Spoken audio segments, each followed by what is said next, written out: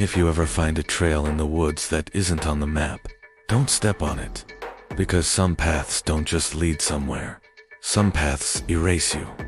Last year, my cousin and I walked into a narrow opening in a national forest in the US. It looked normal, quiet, peaceful, the kind of place you'd film for a relaxing hiking vlog.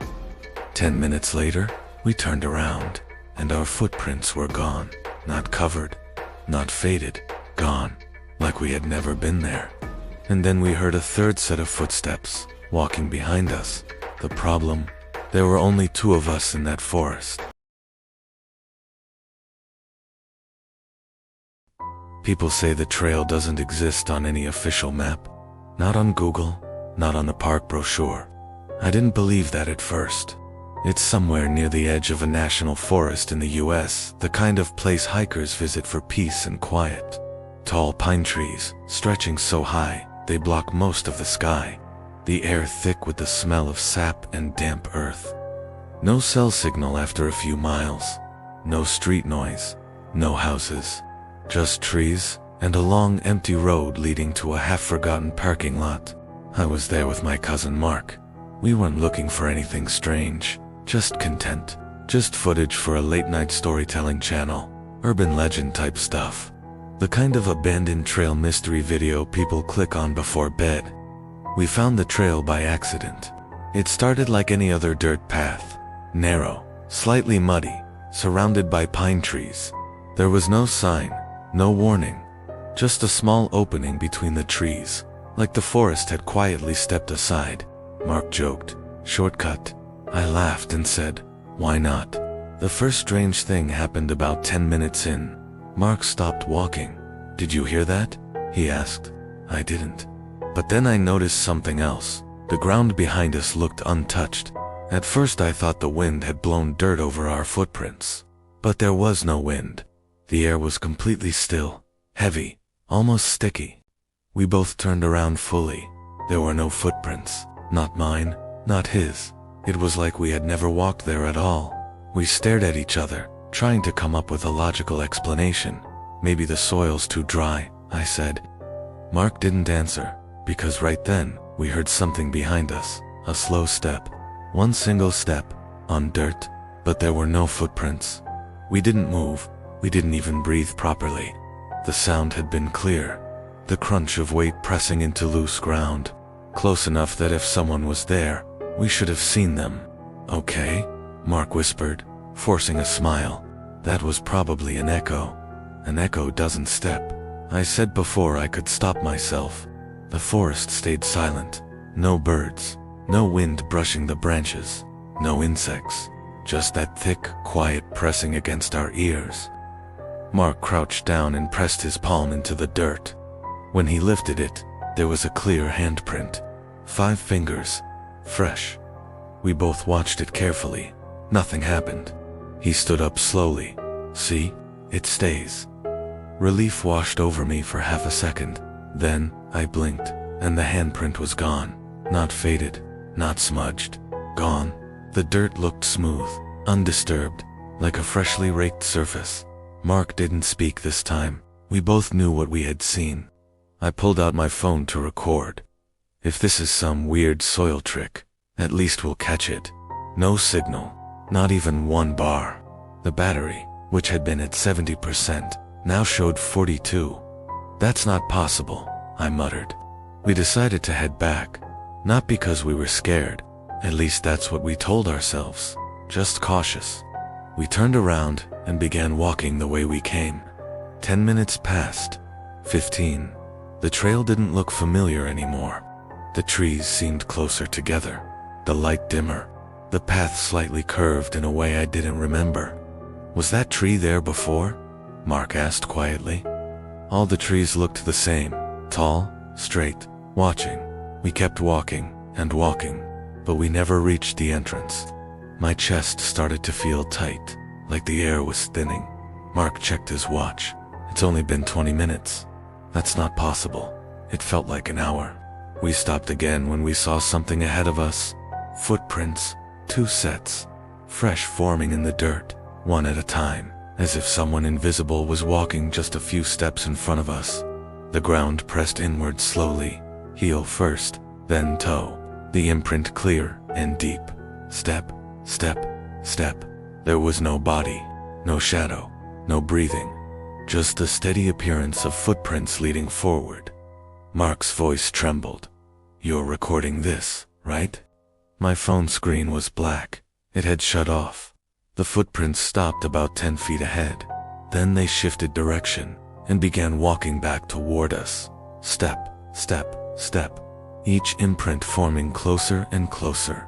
My heart pounded so loud I could hear it in my ears. "We need to move," Mark whispered. We stepped back, and as we did, our footprints vanished again, erased instantly. The invisible steps stopped right in front of us, close enough that if something stood there, it would have been inches from my face.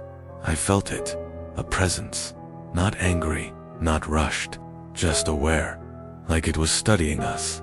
Then something brushed past my shoulder, cold, not like wind, more like skin that had never known warmth. I stumbled sideways. Mark grabbed my arm. "Run." We ran, not caring about the trail anymore.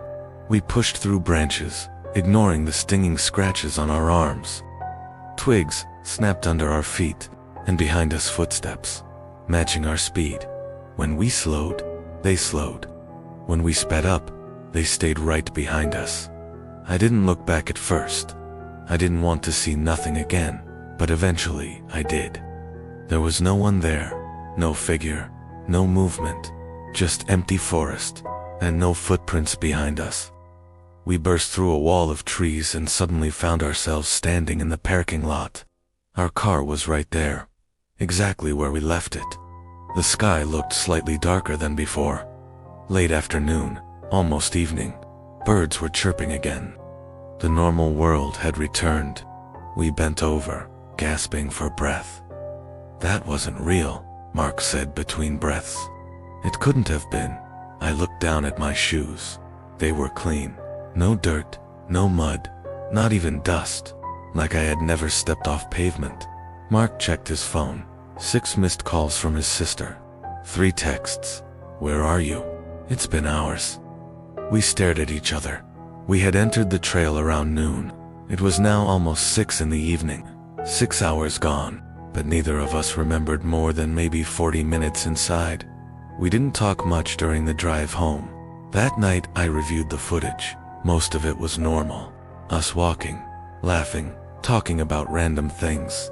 Then the moment when Mark first stopped. The camera had tilted slightly toward the ground behind us, and I froze. You could see it clearly. Footprints forming in the dirt, right behind me. Heel, toe, following. In the audio, you could hear us breathing. You could hear the faint crunch of dirt, but there was something else. A third set of breathing, slow, calm, almost patient. Near the end of the footage, just before the screen cut to black, the camera swung sideways. For a single frame, less than a second, there was a shadow between us. Tall, thin, wrong. It didn't match either of our bodies, and it didn't cast from any direction of light. It was just there, standing close. After that day, we tried to find the trail again. We went back the following weekend. Same parking lot. Same forest. We searched every inch of the tree line. There was no opening, no narrow dirt path. Nothing but dense trees pressed tightly together.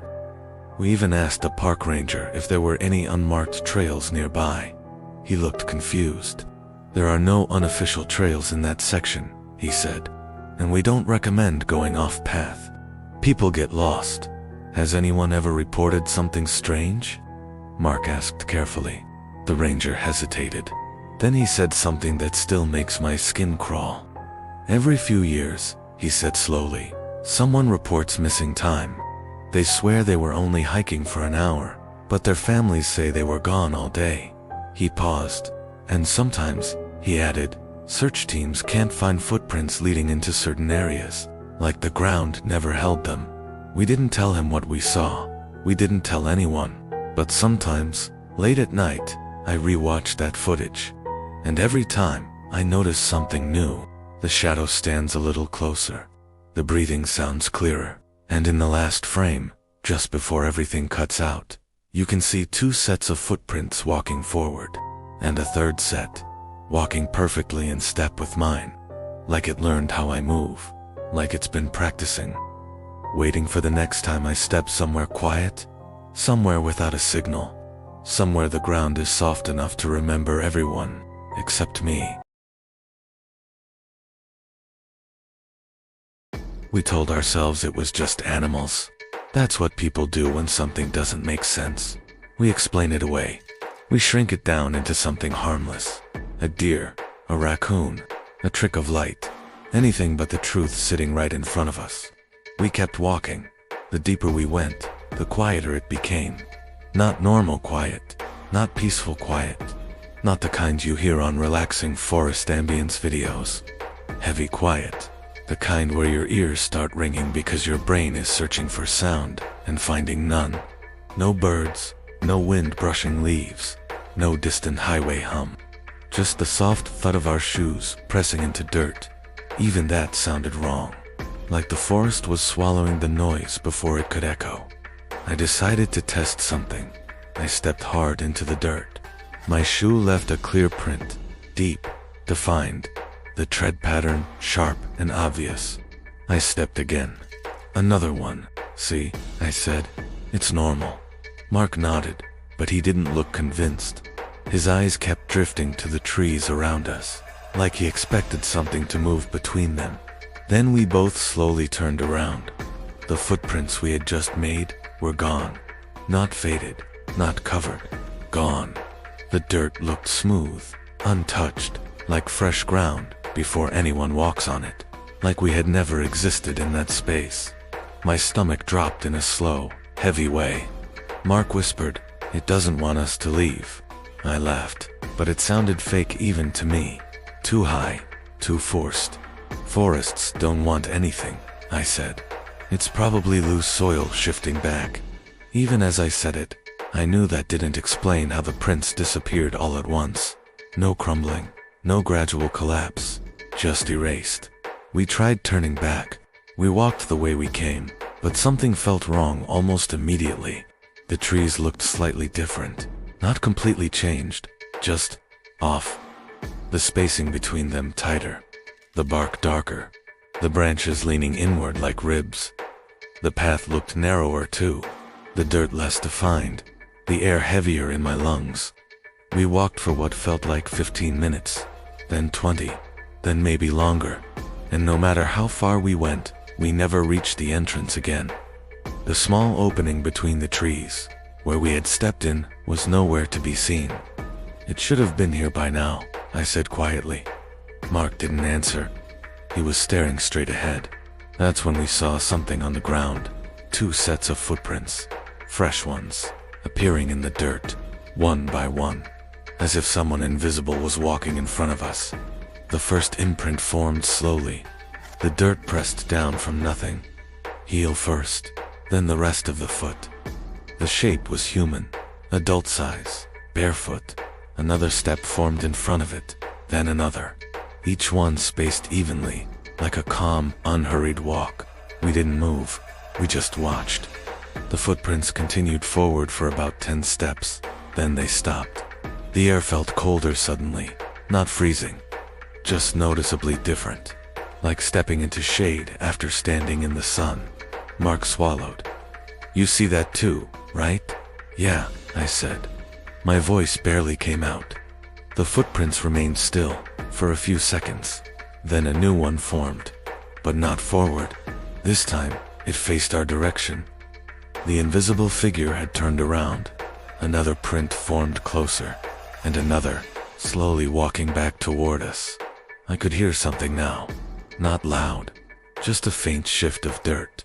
The soft compression of soil under weight.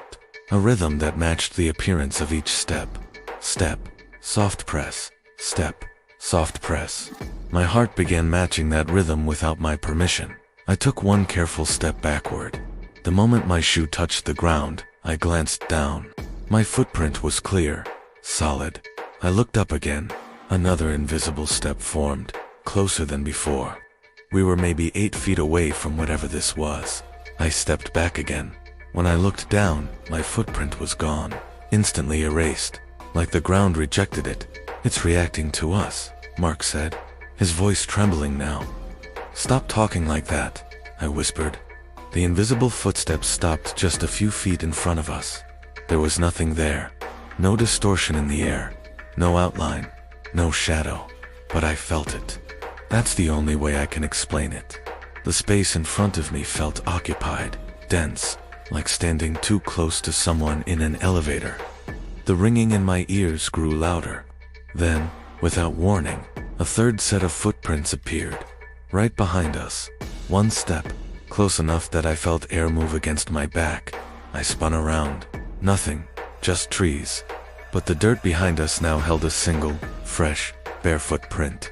Facing us, Mark's breathing became uneven. "It's circling." I didn't respond, because the first set of footprints in front of us began moving again, one step closer.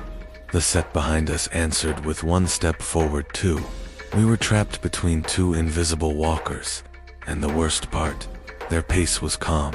They weren't rushing. They weren't aggressive. It felt observational, curious, like we were something new wandering into their territory. "We need to get off the trail," I said. "There is no trail," Mark replied softly. He was right. The defined dirt path we had been following was fading, the edges blending into the surrounding forest floor, roots and leaves creeping inward like they had always been there. The forest didn't look like a hiking area anymore. It looked untouched, ancient. We moved sideways, stepping off where the path should have been. The moment my foot pressed into the thicker brush, the ground felt different, softer, almost warm. I looked down. My footprint stayed, for half a second. Then it sank deeper, not like soil collapsing, more like something underneath had pressed back. I jerked my foot up quickly. The footprint filled itself in, from the center outward. Mark stared at the ground. "It's not erasing us," he said slowly. "It's correcting itself." That sentence hit harder than anything else, because it meant something very simple. We didn't belong there. The invisible footsteps began moving again. But this time, they weren't just walking. They were adjusting. One set moved closer on our left, another on our right. We couldn't see them, but we could see the ground responding to their weight. The dirt shifting, the leaves compressing, and every time we stepped, our presence vanished behind us, like the forest refused to keep record of us. I suddenly had a horrible thought. If our footprints disappear, I said quietly, how would anyone track us? Mark didn't answer, because ahead of us, deeper between the trees, more footprints began appearing. Not one set, not two, at least 5, forming in different directions. Walking toward us, slowly, deliberately. The heavy quiet returned, thicker than before. The ringing in my ears sharpened until it almost hurt. We stood there, surrounded by footprints that formed from nothing, encircled by things we couldn't see. And in that moment, I understood something in a way I never had before. The trail wasn't a path through the forest. It was a place the forest allowed, a temporary opening, and once you stepped inside it, it decided whether you were meant to leave. The footprints around us stopped all at once. Total stillness, total silence. Even our breathing felt too loud. Then, directly in front of me, inches from my shoes, a final footprint pressed into the dirt, deep, clear, facing me, as if something stood there, waiting. And for the first time since we entered that place, I realized something worse than being followed. We weren't being hunted, we were being studied, and whatever was studying us had just stepped close enough to touch. We froze. The footprints continued, forming slowly. Step, step, step. Each one pressed into the dirt, right in front of our eyes. But there was no body, no shadow, no sound of breathing, just footprints. Mark whispered, "We're not alone." The words barely left his mouth before the forest seemed to tighten around us. The air felt compressed, like the space between the trees had narrowed without actually moving. I became painfully aware of every small sensation, the dampness inside my shoes, the faint tremble in my hands, the dry feeling in my throat. The footprints stopped about 10 feet ahead, and then they turned around, not by shifting shape. They physically rotated in the dirt. The front of the print slowly twisted, like something invisible pivoted on its heel. And then they started walking toward us. The steps were slow, measured, patient. There was no rush in them. Whoever or whatever was making them moved with quiet confidence. I felt something change in the air. It got colder. Not the kind of cold you feel when a breeze passes. This was internal. My chest felt tight.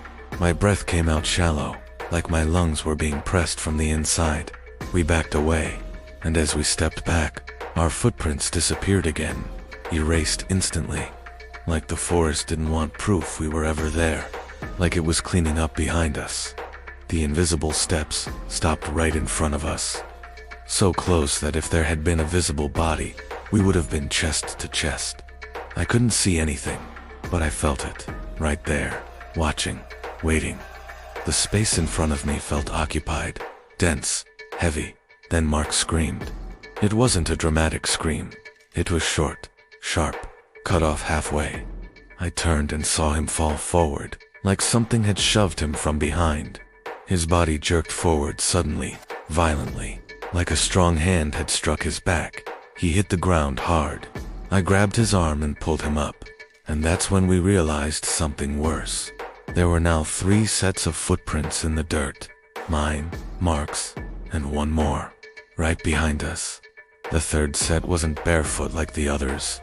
It matched my shoe size, matched my tread pattern, perfectly. I looked down at my own shoes. Same worn edge on the left heel, same small chip in the rubber near the toe. Then I looked back at the ground. The third set stood directly behind where I had been standing seconds earlier. Close enough that if I had taken a step back, I would have stepped into it. Mark's breathing became ragged. It's copying you. Before I could respond, the third set of footprints moved, 1 step to the left, mirroring the way I shifted my weight. I froze again. The print froze too. I slowly raised my right foot off the ground. The third set lifted at the same time, but there was no visible leg, no distortion, nothing but the imprint appearing when my shoe would have pressed down. I lowered my foot carefully. The third footprint lowered too, perfectly in sync. It wasn't following me anymore. It was matching me. I felt a wave of panic rise up my spine. "Don't move," Mark whispered, but my body was already shaking. I took 1 small step backward. The third set stepped backward at the exact same pace. But here's the part that still doesn't make sense to me. When I stepped back, my footprint vanished behind me like always. The third set did not. It stayed, clear, permanent, as if the forest accepted that one. A low sound filled the air. Then at first I thought it was wind, but the trees weren't moving. It sounded more like a distant hum, deep, vibrating, almost mechanical, but not quite. Mark looked around wildly. "Do you hear that?" I nodded. The invisible footsteps in front of us began moving again. Not toward us this time, around us, circling. The dirt pressed down in a slow arc to our right, then to our left, then behind us. We were standing inside a ring of forming footprints, each one appearing at a steady pace. Step, press, step, press. The third set, the one matching mine, stopped directly in front of me. Then it did something I wasn't prepared for. It stepped forward, into me. I didn't see it, but I felt it. A sudden cold pressure passed through my chest, like walking through a wall of freezing water. My vision blurred for a second. The ringing in my ears spiked, and in that instant, I wasn't looking at the forest anymore. I was looking at the trail from above, like a camera mounted high in the trees. I saw Mark standing there, alone, looking confused, looking scared. He was staring at something in front of him, but I wasn't there. My body wasn't there. My footprints weren't there. It was as if I had been removed from the scene entirely. Then the perspective snapped back. I stumbled, gasping. Mark grabbed my shoulders. "You just disappeared." "What?" My voice sounded distant, even to me. You were standing right there, and then you were gone. For like 3 seconds, I looked down at the dirt. There were only 2 sets of visible footprints now, Mark's, and the matching set. Mine were gone completely. The third set shifted again, 1 step closer to Mark. He backed up quickly, and his footprints vanished as usual, but the matching set didn't erase. It stayed. Stable. Recognized. That's when I understood something that made my stomach twist. The forest wasn't rejecting that presence. It was rejecting us. The air grew heavier, harder to breathe. The ring of invisible footsteps tightened around us. The hum grew louder. The trees seemed taller somehow, leaning inward slightly, as if observing. Mark grabbed my arm. We need to run. Now. We didn't wait for agreement. We ran blindly between the trees, crashing through branches, ignoring direction completely. Behind us, the sound of synchronized footsteps followed. Not chaotic, not fast. Just steady, controlled, like something that didn't need to rush. I dared to glance back once. For half a second, I saw it. Not clearly, not fully. Just a distortion in the air shaped roughly like a person. Tall, too thin, moving with my posture, my gait, my rhythm. And when it stepped, the ground accepted it. Its footprints remained. Ours disappeared. Mark tripped suddenly, hitting the ground hard again. This time I saw it clearly. There were no roots. Nothing grabbed him. But the distortion passed through him as he fell.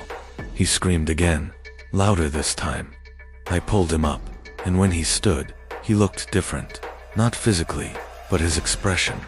His eyes looked unfocused for a split second, like someone waking up from deep sleep. "You okay?" I asked. He blinked rapidly. "Yeah, I thought I saw you standing in front of me." "I am in front of you." "No," he whispered. "The other you." A chill ran through me. We kept running until the trees thinned suddenly and we burst into the parking lot. Silence fell instantly. No hum, no heavy air, just normal afternoon sounds. Cars in the distance, wind moving leaves. We both collapsed against the car, breathing hard. I looked down at the pavement. No footprints, of course. Just clean asphalt. Mark stared back at the tree line. For a brief second, I thought I saw movement between the trunks, a shape, standing still, watching. Then it was gone. We got into the car without saying another word. As I adjusted the rearview mirror, my stomach dropped. For a fraction of a second, I saw 3 reflections in the back seat. Mine, Mark's, and something sitting between us, perfectly still, mimicking my posture. When I blinked, it was gone.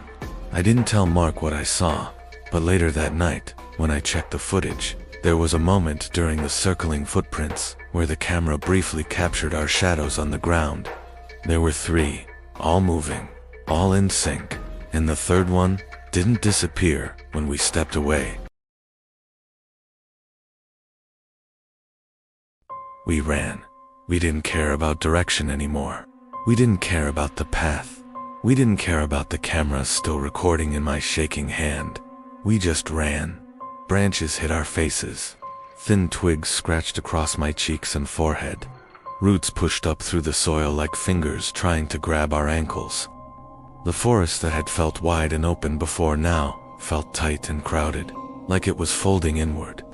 And behind us, we heard footsteps, matching our speed. Not crashing, not stumbling, just steady.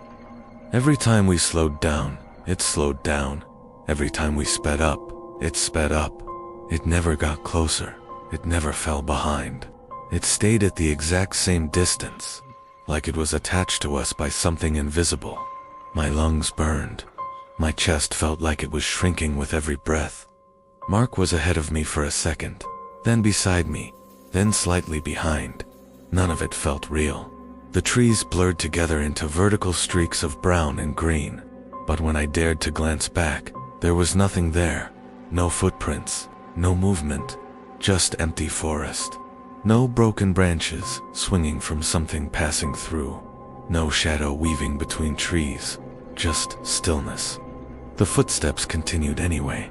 Step, step, step, perfectly synchronized with our pace. I realized something then that made my stomach twist.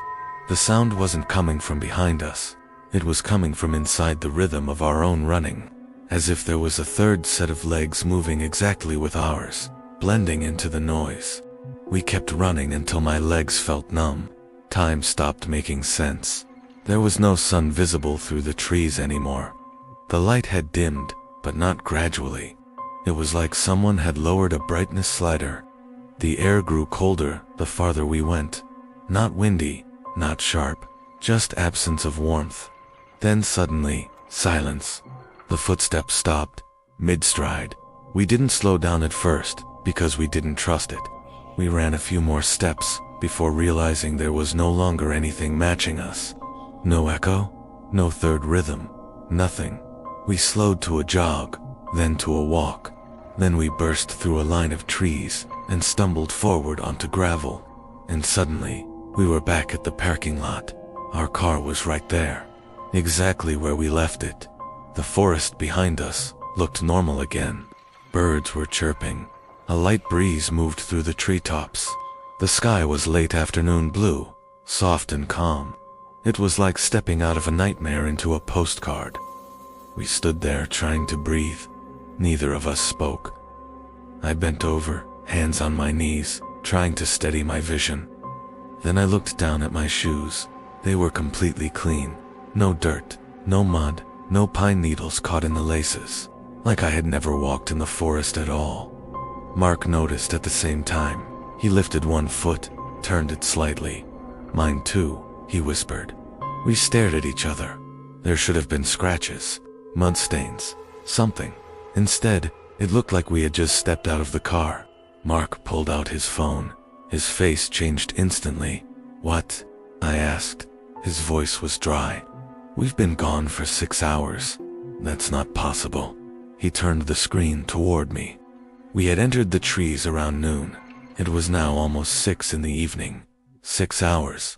But in my head it felt like maybe 30 minutes. 40 at most. There was no memory of hours passing. No long stretch of wandering. No slow build-up. Just fragments, footprints, cold air, running, parking lot. That was it. We got in the car in silence. As I started the engine, I looked at the forest one last time. For a split second, I thought I saw something between the trees. A shape, tall, standing perfectly still.